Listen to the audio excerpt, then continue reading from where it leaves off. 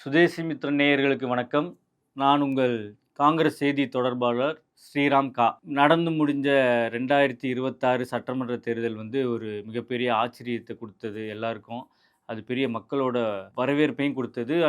எண்ணத்தை பிரதிபலிச்சதுன்னு கூட சொல்லலாம். என்ன மாரி எண்ணம் மக்களுக்கு பிரதிபலிச்சது அப்படின்னா, ஆல்மோஸ்ட் ஒரு 50% மக்கள் இன்னைக்கு தமிழக வெற்றிக் கழகத்துக்கு வாக்களிச்சிருந்தாங்க இந்த தேர்தல்ல.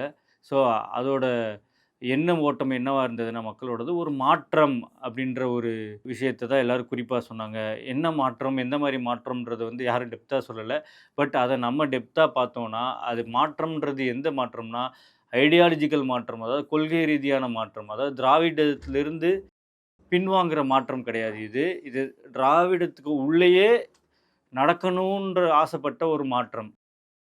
அப்படிதான் நம்ம எடுத்துக்கணும். ஏன்னா, தமிழக வெற்றிக் கழகத்தின் கொள்கை தலைவர்கள்ல பெரியாரும், அம்பேத்கரும், அண்ணாவும் இடம்பெற்றிருக்காங்க. ஸோ, அப்படி பார்த்தீங்கன்னா, அது ஒரு திராவிடத்துக்கு மாற்று சிந்தனையான கட்சியும் கிடையாது. ஸோ, அதனால தான் மக்கள் எந்த மாரி ஒரு மாற்றத்த தேர்ந்தெடுத்தாங்கன்னா, சிந்தனைகளும், செயல்பாடும் மக்களோடது திராவிடத்தை தாண்டியோ, இல்ல திராவிடத்துக்கு மாற்றாகவோ எண்ணம் கிடையாது. பட் திராவிடத்தின் உள்ளே ஒரு புதியவர்கள் வர வேண்டும். அதாவது ஒரு யங் பிளட் இளைஞர்களுக்கு அதிக வாய்ப்பு தரணுன்ற ஒரு மாற்றம் தான்.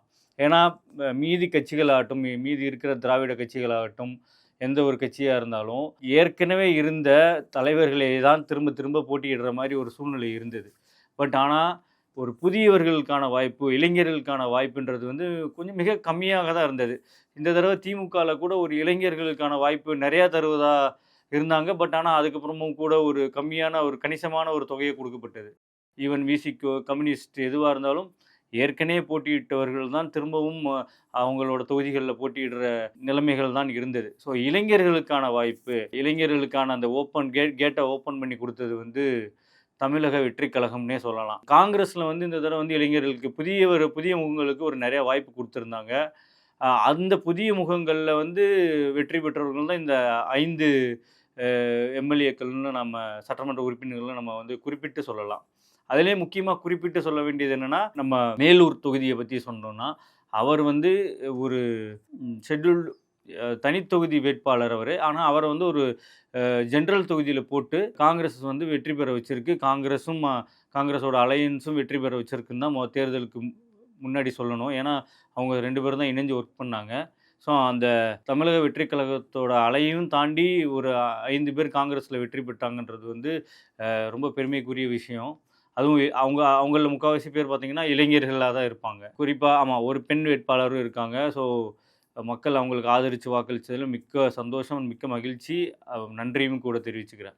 இன்றைய சூழல்ல எலக்ஷனோட ரிசல்ட், அதாவது தேர்தல் வாக்கு எண்ணிக்கைக்கு பிறகு ஒரு பெரிய தமிழ்நாடுல ஒரு ஆட்சி மாற்றம் ஏற்பட்டிருக்கு அப்படின்னே சொல்லலாம். அது டிவிகேக்கு சாதகமா பெரும்பான்மை ஒரு அதிக சீட்டுகள், ஒரு 108 சீட்டுகளை அது பெற்றது. மீதி இதர திராவிட கட்சிகளுக்கு மீதி இருந்த கணிசமான சீட்டுகளை பெற்றது. அதில 2வது இடத்தில் திராவிட முன்னேற்றக் கழகம் வந்தது. ஸோ, முதலிடத்தில் டிவிகே வந்தது. அவங்க பார்த்தீங்கன்னா, சென்னை சிட்டி ஃபுல்லாவே இப்போ அவங்க கிளீன் ஸ்வீப் பண்ணாங்க. ஒரு 2 இடத்த தவிர. ஒண்ணு சேப்பாக்கம் இளைஞர் தலைவர் உதயநிதி, அப்புறமா துறைமுகம் நம்ம சேகர்பாபு அவர்கள். அவங்கள தவிர மீதி எல்லாமே கிளீன் ஸ்வீப் ஆக்கப்பட்டது. இது சென்னை, திருவள்ளூர் தொகுதிகள்ல. ஸோ, மக்களோட மனநிலை மனநிலை ஓட்டமும் இதுவா தான் இருந்தது. அதாவது எந்த கட்சியா இருந்தாலும் பரவால்ல, கொள்கை திராவிடமா இருந்தா, அதில புதியவர்கள் போட்டியிட்டா நாங்க அவங்களுக்கு ஆதரிப்போம். இ அப்படின்ற ஒரு எண்ணம் தான் இந்த தேர்தல்ல மிகமா பிரதிபலிச்சது. சரி, அதுக்கப்புறம் தேர்தலோட ரிசல்ட்டுக்கு அப்புறம் இந்த ஆட்சி மாற்றம் எப்படி மக்கள் எடுத்துக்கிட்டாங்க? இப்போ குறிப்பா தமிழக வெற்றிக் கழகம் அவங்களோட வெற்றி தெரிஞ்ச உடனே முதலா அழைத்தது கூட்டணிக்கு ஆட்சி அழைத்தது காங்கிரஸை தான் அழைத்தார்கள். அவங்க ஏன்னா தேர்தலுக்கு முந்தையும் சரி, தேர்தலுக்கு பிந்தையும் சரி, தமிழக வெற்றிக் கழகம் என்ன சொல்லிட்டு இருந்தாங்கன்னா, கூட்டணி ஆட்சி தான் நாங்க வைப்போம். அதில ஆட்சியில் அதிகாரமும் குடுப்போம், ஆட்சியில் பங்கும் குடுப்போம் அப்படின்ன மாரி சொல்லியிருந்தாங்க. ஸோ, அதுவுமே ஒரு பெரிய வரவேற்கத்தக்க ஒரு விஷயம். ஸோ, அதே மாரியே அவங்க முதல் அழைத்தது காங்கிரஸ் அழைத்தாங்க. காங்கிரஸும் அதை ஏற்று தமிழக வெற்றிக் கழகத்துடன் கூட்டணி வைத்தது. அந்த கூட்டணி வருங்கால பஞ்சாயத்து எலெக்ஷன் முதற்கொண்டு எம்பி எலெக்ஷன் வரையும் வந்து அந்த கூட்டணி தொடரும்னு வந்து காங்கிரஸ் சார்பா வந்து ஒரு எழுத்துப்பூர்வமான ஒரு அறிக்கையும் குடுத்து, 2 பேரும் ஒரு உடன்படிக்கையும் தமிழக வெற்றிக் கழகமும், காங்கிரஸும், தமிழ்நாடு மாநில காங்கிரஸும் வந்து ஒரு உடன்பாடும் ஏற்படுத்திக்கிட்டாங்க. இதில வந்து என்ன ஒரு அதிருப்தி அப்டின்னா, ஒரு அதிருப்தியான ஒரு நெகட்டிவிட்டியா பார்க்கக்கூடிய என்னன்னா, திமுகவை வந்து தனியா விட்டு சென்றது. 20 வருடமா அவங்க வந்து ஒண்ணா வந்து பயணிச்சாங்க. இந்த அரசியலோட இது.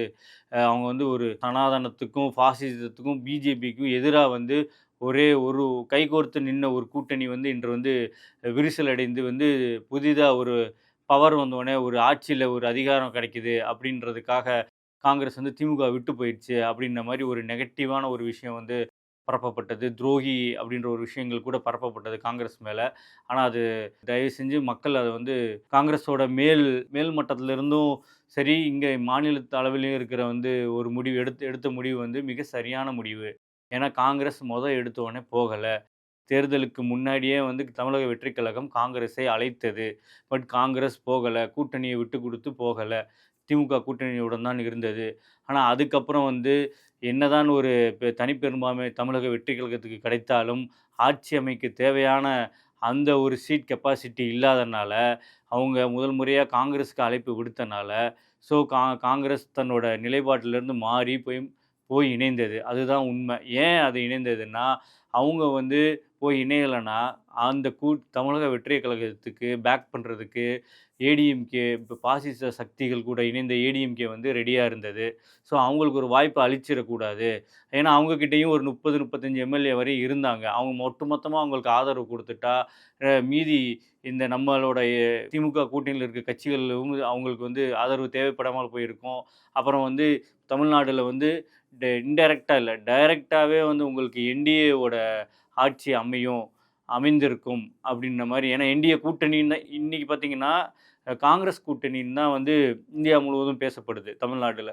பட் ஆனா இதே வந்து ஏடிஎம்கே அங்க போயிருந்தா, இந்தியா முழுவதும் எப்படி ஆயிருக்கும்னா, என்டிஏ கூட்டணியா ஆயிருக்கும். ஏன்னா இதே தேர்தல் 5 மாநிலங்கள் தேர்தல் ரிசல்ட் ஒரே நாள்லயே வந்த அதுல காங்கிரஸ் வந்து கேரளாவிலும், இன்று வந்து தமிழ்நாட்டிலும் ஆட்சி அமைக்குது. இதே சமயம் வந்து ஆசாம், வெஸ்ட் பெங்கால் போன்ற மாநிலங்கள்ல பிஜேபி வந்து தன்னோட ஆட்சிய தக்க வச்சுக்குது. அதாவது திரும்ப எடுத்துக்கிச்சு. அப்படி அசாம்ல வந்து அதோட ஆட்சிய தக்க வச்சுக்குது. வெஸ்ட் பெங்கால்ல வந்து மம்தா அவர்கள் டிஎம்சியோட ஆட்சிய வந்து கீழ இறக்கிட்டு, பிஜேபி வந்து ஆட்சி அரியணத்துல உட்காந்துருச்சு.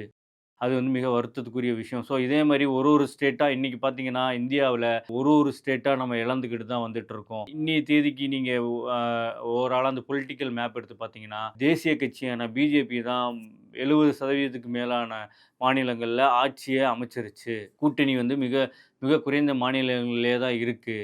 அது இப்ப பீகார்ல கூட வந்து அவங்க நிதிஷோட இத எடுத்துட்டு, அவங்க பிஜேபி வந்து மேல உட்காந்துருச்சு சிஎம்மா. ஸோ இது மாரி தான் ஒரு ஸ்டேட்டா அவங்க வந்து அ ஆக்கிரமிச்சுக்கிட்டே இருக்காங்க. ஸோ இன்னைக்கு தடுத்து நிறுத்திக் கொண்டிருக்கிற ஒரு 8 ஸ்டேட் ஜம்மு காஷ்மீர், தெலுங்கானா, ஜார்க்கண்ட், கர்நாடகா, கேரளா, தமிழ்நாடு இது போன்ற மாநிலங்கள் மட்டும் தான் நம்ம வந்து காங்கிரஸையும், கூட்டணி ஆட்சியையும் தக்க வச்சு கொண்டு இருக்கிறோம். மாநில கட்சிகளின் கூட்டணியோடு காங்கிரஸ் ஆட்சி வந்து நடந்துட்டு இருக்கு. சில இதில வந்து காங்கிரஸ் ஆட்சிகளே தேசிய கட்சிகளே டைரக்ட்டா வந்து ஆட்சி செய்றாங்க. தமிழ்நாடுலயும் அதே நிலைமை என்டிஏக்கு தமிழ்நாடு விழுந்து விடக்கூடாது அப்படின்ற ஒரே ஒரு நோக்கத்தோடையும் தான் காங்கிரஸ் போயி தமிழக வெற்றிக் கழகத்தோட கூட்டணி வச்சுருச்சு. இது வந்து ஐடியாலஜிக்கல் சேஞ்ச் கிடையாது. இது வந்து ஐடியாலஜிக்குள்ளேயே வந்து இருக்கிற ஒரே கொள்கை பற்று இருக்கிற ஒரு புதிய கட்சிக்கு காங்கிரஸ் வந்து ஆதரவு தெரிவிச்சது வந்து இது வந்து மக்களிடம் வந்து ஒரு நல்ல வரவேற்பும் கிடைச்சிருக்கு. மக்களும் அத ஏத்துக்கிட்டாங்க. இத வந்து நம்ம துரோகின்னு சொல்றதுக்கான வார்த்தை வந்து இங்க எதுவுமே கிடையாது. அப்படி காங்கிரஸ் போய் முன்னாடியே போய் ஒரு தடுப்பு, ஒரு பிளாக்கேஜ் மாரி ஒண்ணு பண்ணலன்னா, ஏடிஎம்கே உள்ள வராம ஒரு பிளாக்கேஜ் மாரி பண்ணனால தான், தமிழக வெற்றி கழகத்துக்கு வேற ஆப்ஷனே இல்லாம திமுகவின் கூட்டணி கட்சிகளான விசிக, சிபிஐ, சிபிஐஎம் போன்ற கட்சிகளோட ஆதரவ வந்து கட்டாயமா பெற்றே ஆக வேண்டிய சூழ்நிலைக்கு நிர்பந்தத்துக்கு தள்ளப்பட்டது. ஸோ, அ அப்படி நிர்பந்தத்துக்கு தள்ளப்பட்டனால தான் இன்னைக்கு வந்து தமிழ்நாடுல வந்து என்டிஏ ஆட்சி அமைப்பது வந்து முறியடிக்கப்பட்டிருந்தது. டைரக்டாவே முறியடிக்கப்பட்டிருக்கு. அண்ட் இது வந்து ஒரு மதவாதத்துக்கு எதிரான தேசிய முற்போக்கு கூட்டணி அமைஞ்சிருக்கு தமிழ்நாடுல. அதுவே ஒரு மிகப்பெரிய சந்தோஷம்னு நம்ம ஏத்துக்கணும். இதில நம்ம ஒருத்தர துரோகின்னு சொல்லிட்டோ, ஒருத்தர ப்ளேம் பண்ணிட்டு சண்டை போட்டுட்டு இருக்கிறத விட, நமக்கு வந்து ஒரு பெரிய கண்டத்திலிருந்து நம்ம இன்றளவு தப்பிச்சிருக்கோம். இனி அடுத்து வரப்போற காலகட்டங்கள எப்படி நம்ம முன்னெடுத்து நகர்த்தலாம்? எப்படி நாம இந்த ஒரு முதல் அடி எடுத்து இந்த அடிய எடுத்து வச்சு நம்ம வந்து அடுத்து இந்த மதவாத சக்திகள எப்படி நம்ம இன்னும் பின்னுக்கு தள்ளலாம்? அப்படின்றத தான் நம்ம யோசிக்க ஆரம்பிக்கணும். இன்னைக்கு நம்ம இந்த தேர்தல்ல வெற்றி பெற்றுட்டோம். கூட்டணி கிடைச்சிருச்சு நமக்கு.